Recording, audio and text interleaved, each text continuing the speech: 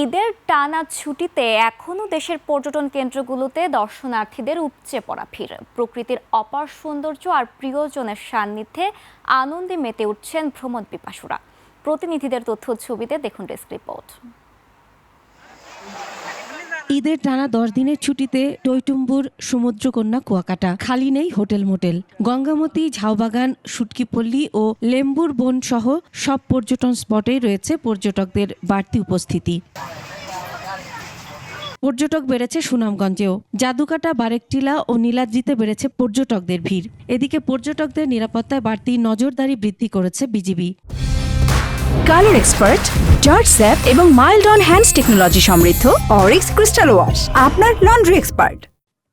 অনেকেই অনেক দূর দূরান্ত থেকে আসছি। বাংলার অপরূপ সৌন্দর্য, সুনামগঞ্জ এত সুন্দর। যে সকল স্থানে টুরিস্ট স্পট আছে সে সকল স্থানে বিজিবি সদস্যরা নিয়মিতভাবে নিরাপত্তা বিধান করছে। পর্যটকের ভিড় কুড়িগ্রামের ধরলা ব্রিজের পূর্ব পার। তাদের দাবি এখানে বিনোদনের জন্য পার্ক করে তোলার।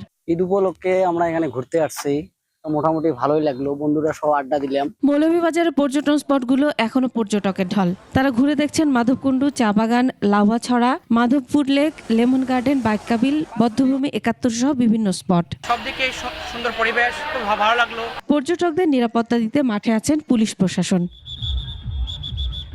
Masum আলিসা, desk report, 21 television.